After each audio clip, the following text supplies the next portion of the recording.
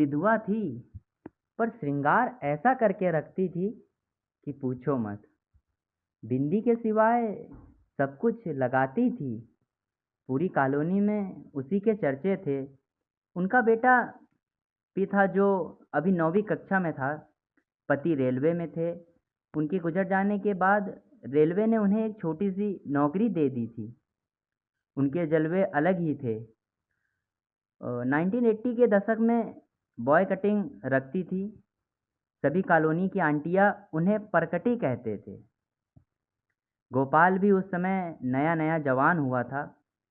अभी 16 साल का ही था, लेकिन घर बसाने के सपने देखने शुरू कर दिए थे।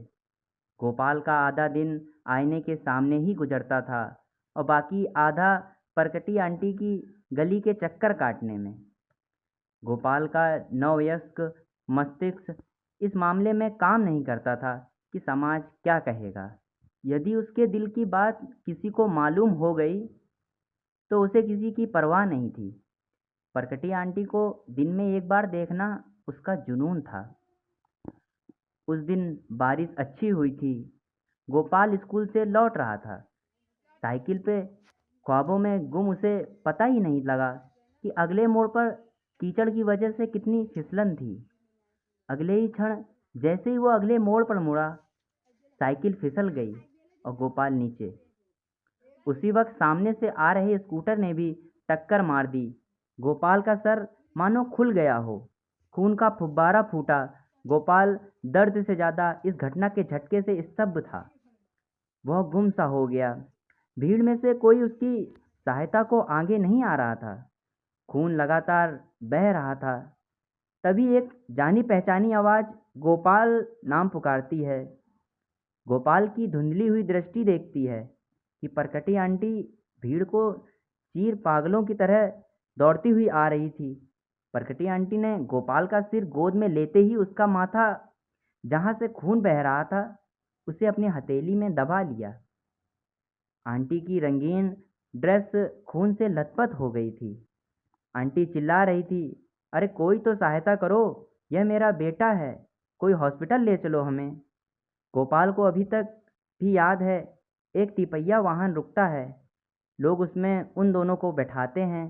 आंटी ने भी अब उसका माथा पकड़ा हुआ था, उसे सीने से लगाया हुआ था।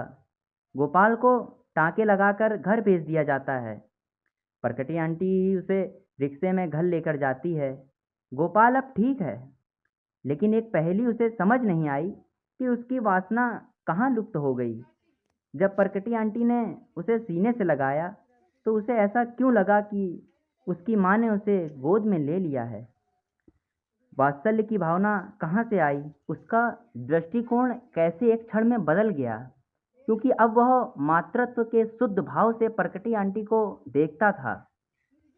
2017। आज गोपाल एक रिटायर अफसर है। समय बिताने के लिए कम्युनिटी पार्क में जाता है। वहाँ बैठा वो आज सुंदर औरतों को पार्क में व्यायाम करते देखकर मुस्कुराता है, क्योंकि उसे एक बड़ी पहेली बचपन में हल कर ली थी।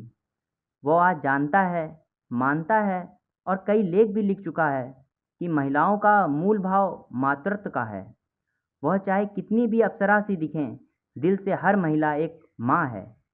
वह माँ सिर्फ अपने बच्चों के लिए ही नहीं, वह हर एक लाचार में अपनी औलाद को देखती है।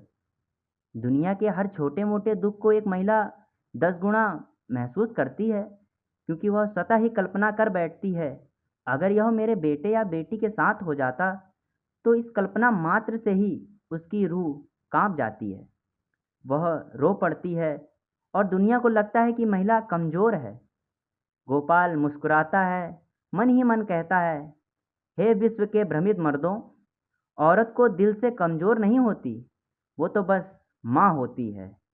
वो तो बस माँ होती है।